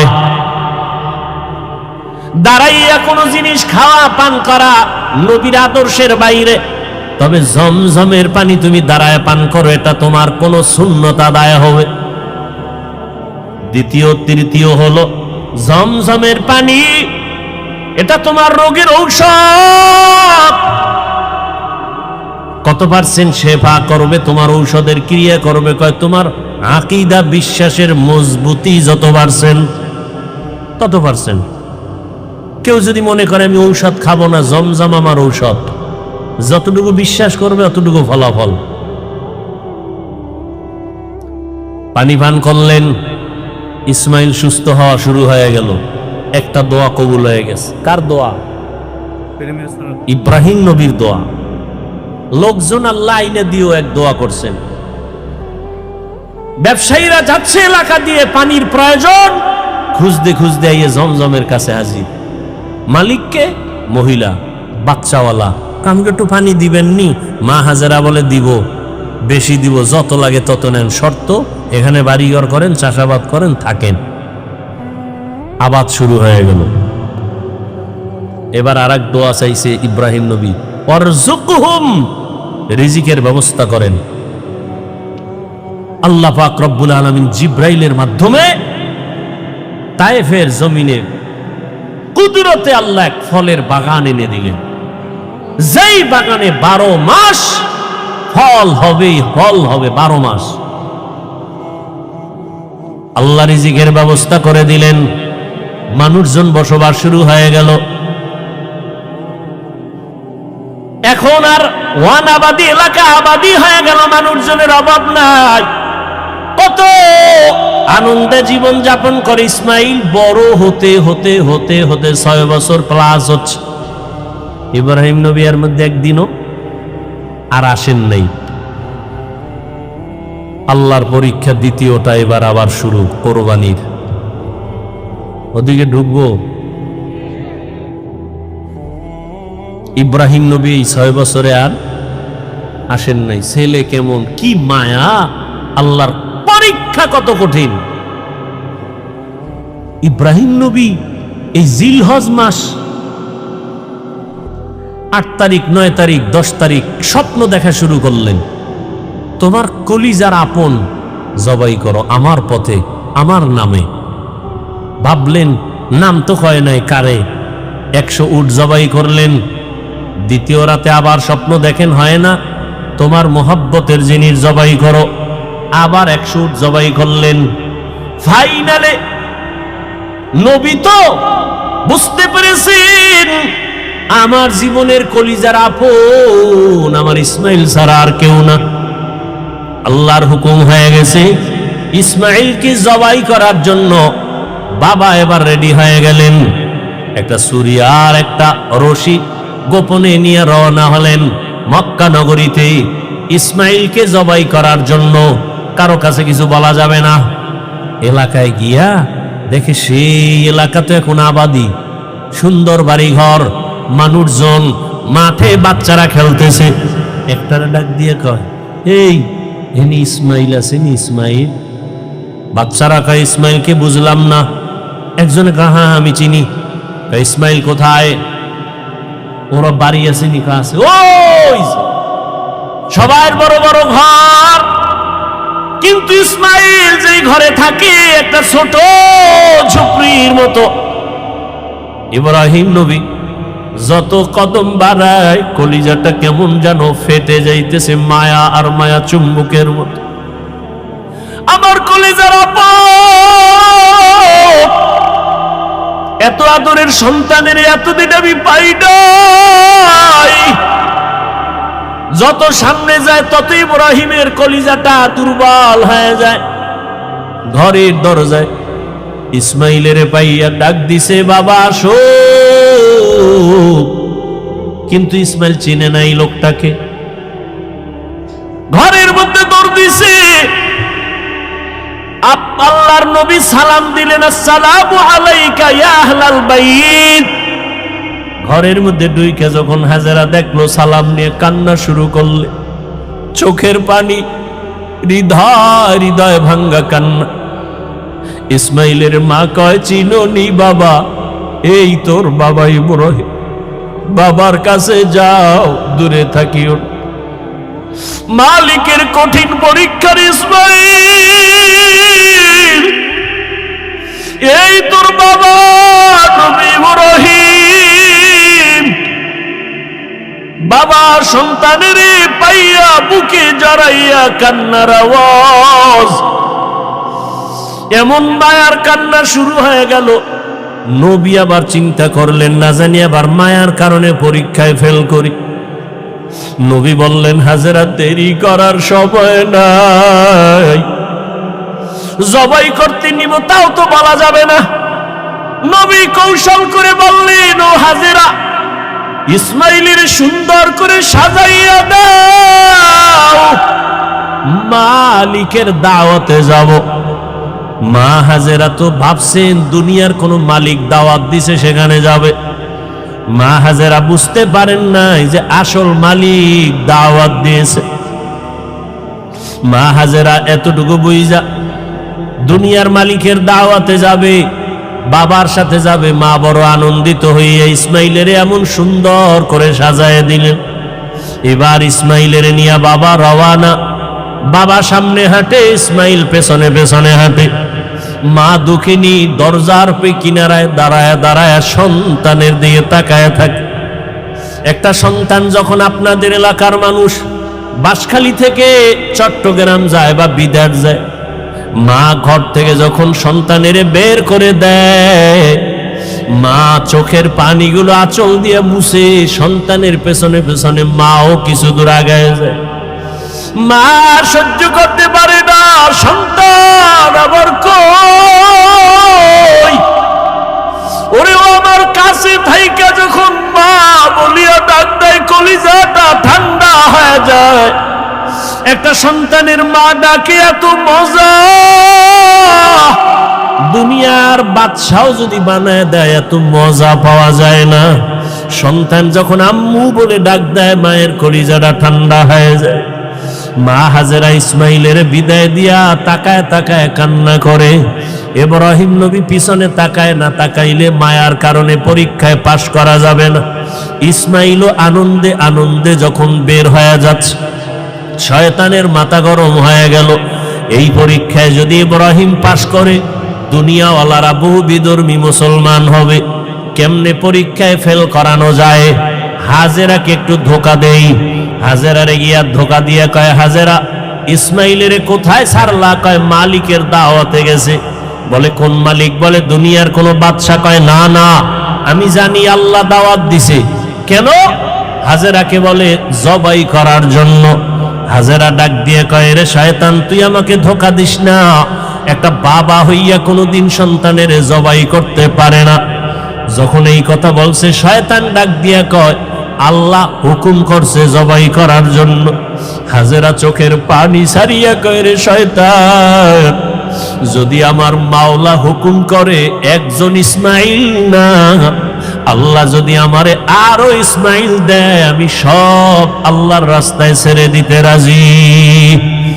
শয়তান দেখলো এখানে হাজেরাকে ধোকা দিয়ে আটকানো যায় না, দৌড়াইয়া গেছে শিশু ইসমাইলের একটু ধোকা দেওয়ার জন্য। ইসমাইলের গিয়া যখন ধোকা দিতে গিয়া কয়, ইসমাইল কই যাও? বাবার কাছে ছুরি আছে, তোমারে জবাই করবে। ইসমাইল তো বুঝ কম, ডাক দিয়া কয়, আব্বা জান, আপনি কি আমাকে জবাই করতে নিয়ে যাইতেছেন? এবার ইব্রাহিম কয়, শয়তান পাথর মারো। এই তিন জায়গায় ধোকা দিছে। ইব্রাহিম আর ইসমাইল মিলিয়া তিন জায়গায় পাথর মারলেন। আল্লাহ তাআলা আইন করে দিলেন, আমার ইসমাইলের কথা কাজটা আমার কাছে ভালো লাগছে। ইব্রাহিমের এই কাজটা আবদ পর্যন্ত স্মৃতি হয়ে থাকবে মুসলমানের কাছে। আজকে যেই তিন জায়গায় ইসমাইল আর ইব্রাহিম পাথর মেরেছেন, ওই তিন জায়গায় পিলার করা আছে। ও হাজিরা, তোমরা হজ করতে গিয়া ওই তিন জায়গায় যদি পাথর না মারো, তোমাদের একজন আর হজও কবুল হবে না। এবার নিতে নিতে ইসমাইলকে নিয়া মিনা বাজারে হাজিরা এখন যেখানে কোরবানি দেয়, ইসমাইলের যেই জায়গায় কোরবানি দিছেন ওই জায়গায় ইব্রাহিম নবী ইসমাইলের নিয়া এবার চিন্তা করলেন, আল্লাহ আমারে কেমন সন্তান দিলেন, একটু পরীক্ষা কইরা দেখি। এবার সন্তানকে বাবা বলতেছেন, ফালাম্মা বালাগা মাআহু সায়া ক্বালা ইয়া বুনাইয়া ইন্নী আরা ফিল মানামি আন্নী আযবাহুকা ফানজুর মাযা তারা। ও বাবা, আমি স্বপ্নে দেখলাম তোমাকে জবাই করতেছি, বলো বাবা তোমার কি মতামত বলো। ইব্রাহিম নবী কথাটা বলা মাত্রই সাথে সাথে সেকেন্ডের মধ্যে সন্তান ইসমাইল জবাব দিয়ে দিলেন, ইয়া আবাতিফ আল মা তুমার সাতাজিদুনি ইনশাআল্লাহু মিনাস সাবিরিন। আব্বাজান, দ্রুত আমাকে আল্লাহর হুকুম মতো জবাই করেন, ইনশাআল্লাহ আমাকে আপনি ধৈর্য ধারণকারীদের মধ্যেই পাবেন। আব্বাজান, আমাকে দ্রুত জবাই করেন, দেরি করলে আবার বুঝি আল্লাহ হুকুমটা ফিরায় নিবে, কপাল পুড়ে যাবে। একটা সন্তান বাবার সামনে কতটা বিনয়ী হইয়া বাবার ইজ্জত রক্ষার জন্য আল্লাহর মুহাব্বতের বন্ধনে নিজেকে পেশ করে দিলেন। তবে ইতিহাসবিদরা লেখেন, ইসমাইল একটু কান্না করে বলছেন, বাবাজান, আপনি যদি এই কথাটা আমাকে একটু বাড়ি বসিয়া বলতেন, আমি আমার দক্ষিণী মায়ের থেকে একটু চির বিদায় নিয়ে আসতাম। কারণ 6টা বছর আমার মা আমার এত কষ্ট করে লালন পালন করে বড় বানাইছে। এই 6টা বছর পানি নাই, খানা নাই, আপনিও এসে দেখেন নাই। আমার মা আমার মুখে জিহ্বা দিয়ে আমার পেটের ক্ষুধা নিবারণ করেছে। আমার মা পাগলনির মতো দৌড়াদৌড়ি করেছে। ও আব্বাজান, বাড়ির মধ্যে বসে যদি বলতেন আমি একটু মায়ের থেকে বিদায় নিয়ে আসতাম, পারি নাই, দুঃখ নাই বাবা, আমাকে এখানে জবাই করিয়া আমার রক্তমাখা পোশাকটা মায়ের কাছে নিয়ে যাবেন। আম্মা জান আমাকে না দেখে যদি বলে আমার ইসমাইল কই, আপনি আব্বা রাগ করে আমার মাকে কিছু বলবেন না, আমার আম্মা জানকে একটু সান্ত্বনা দিয়া বলবেন ইসমাইল সালাম জানাইছে, আল্লাহ যদি কবুল করে হাসরের ময়দানে মোলাকাত হয়ে যাবে। আব্বা জান, আর আপনার কাছে দাবি, আমাকে জবাই করার আগে আপনি আমার হাত পাও রশি দিয়ে বাঁধেন, কারণ জবাই করতে গিয়া আমার হাতে পায়ে নড়াচড়া যদি আপনার শরীরে লাগে বেয়াদবি হবে, আল্লাহ বেজার হয়ে যাবে। আব্বাজান আপনি কাপড় দিয়ে আপনার চক্ষু দুইটা বেঁধে নেন, কারণ জবাই করার সময়, ছুরি চালানোর সময় আমার চেহারায় যদি আপনার নজর লাগে, মায়ার কারণে আপনি জবাই করতে পারবেন না, আল্লাহ বেজার হয়ে যাবে। আব্বাজান আমি শুয়া পড়লাম, তাড়াতাড়ি আমার গলায় ছুরি চালান। ইব্রাহিম নবী ইসমাইলের শোয়াইয়া যখন ছুরিটা চালাইতে চায়, আমার মাওলার কুদরতি অন্তরে এত মায়া, আমার আল্লাহ ডাক দিয়ে কয়, রে ছুরি, আমার ইসমাইলের একটা পশমের ক্ষতিও যেন তোমার দ্বারা না হয়। আল্লাহর হুকুমে ছুরি কোনো কার্যকারিতা করে না, একটা পশমও কাটে না। ইব্রাহিম নবী এবার পাথরের উপরে আঘাত করলেন, ছুরি দিয়া পাথরটা আলাদা হয়ে গেল। ইসমাইলের ডাক দিয়ে কয়, বাবা এইবার ফাইনাল রেডি হও, তোমার জবাই করার সময় রক্ত আমার হাতে না লাগা পর্যন্ত ছুরি চালাইতেই থাকবো, না হয় আমি ছুরি চালানো বন্ধ করব না।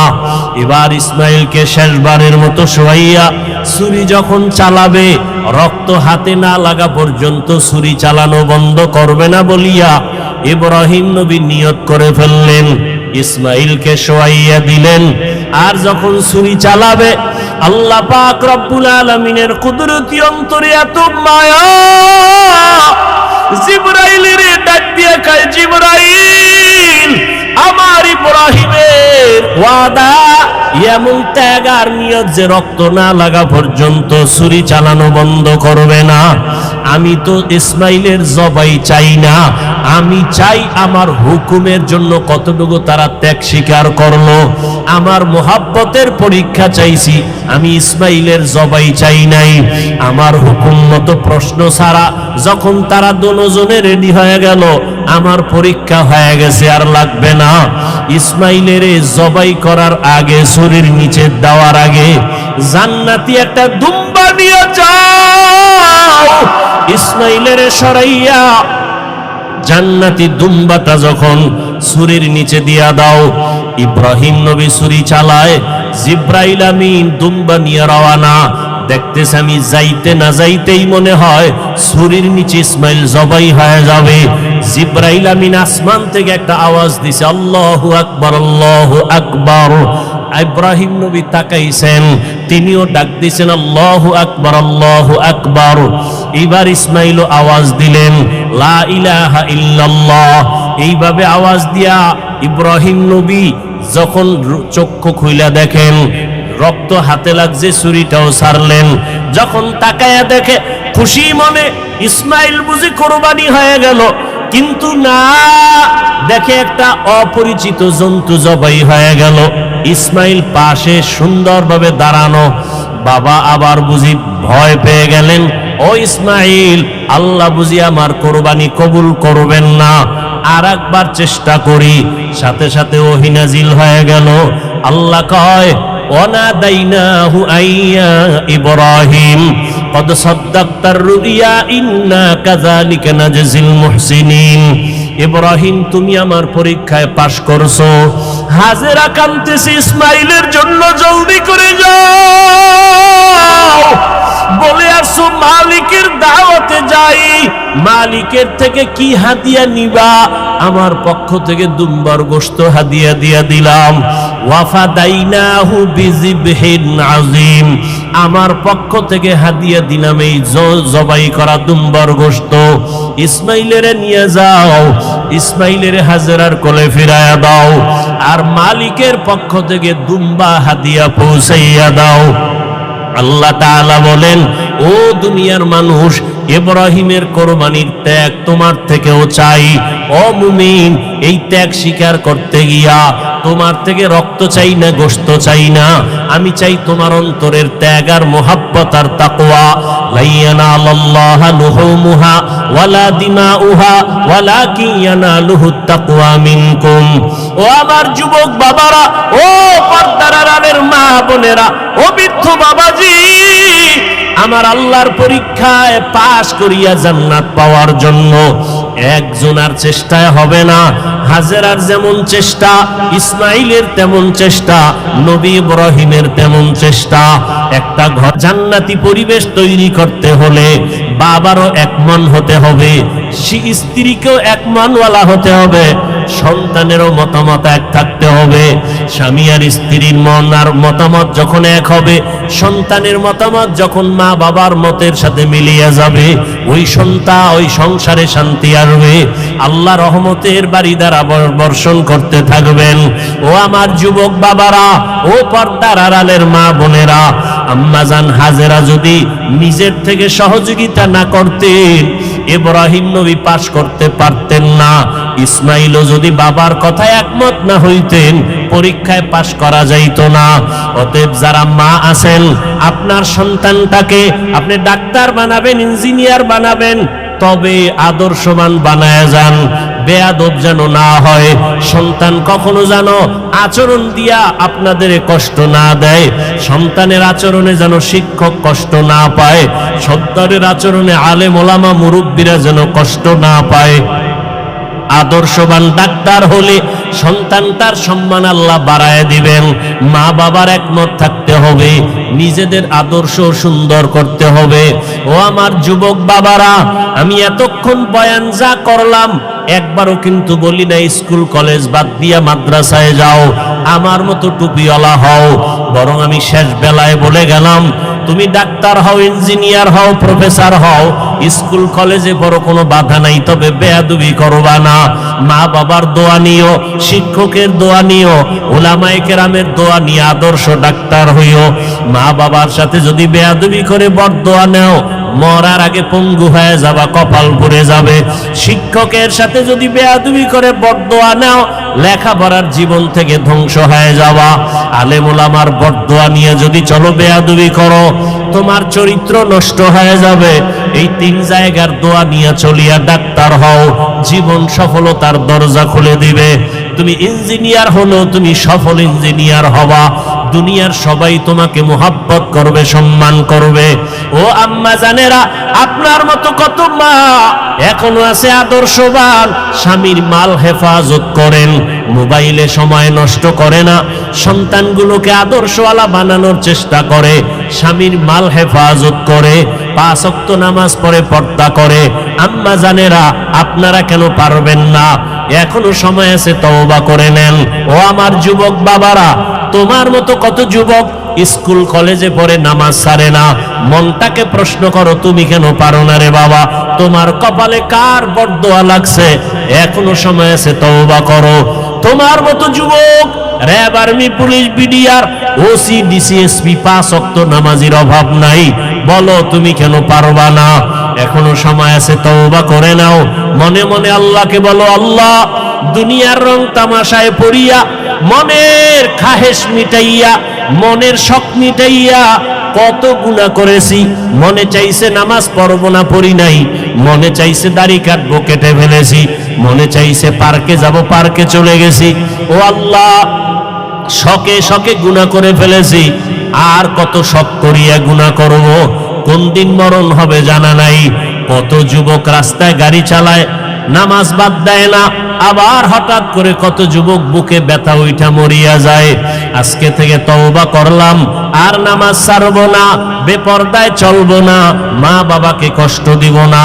উলামায়ে কেরামের দোয়া পরামর্শ নিয়া, শিক্ষকের দোয়া নিয়া, মা বাবার দোয়া নিয়া, নবীজির আদর্শ মতে চলবো।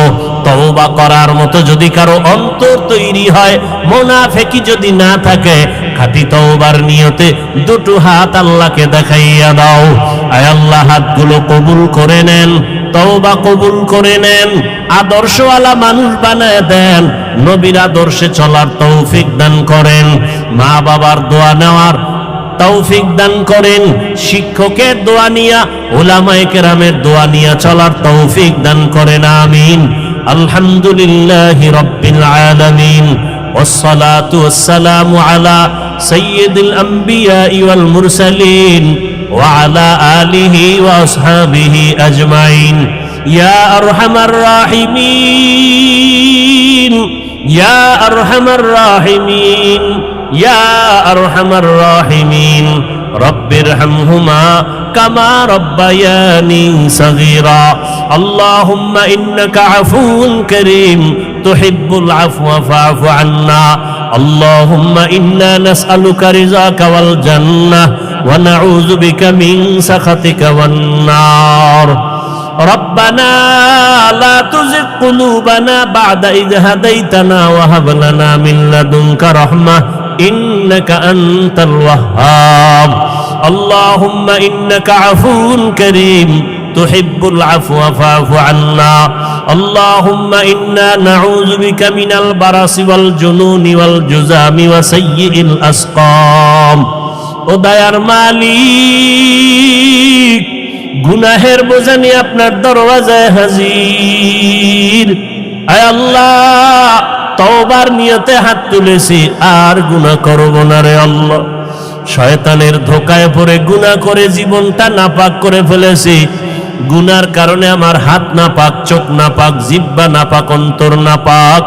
আয় আল্লাহ, তওবার নিয়ত করেছি, আমাদের তওবা কবুল করে গুনাহমুক্ত করে দেন।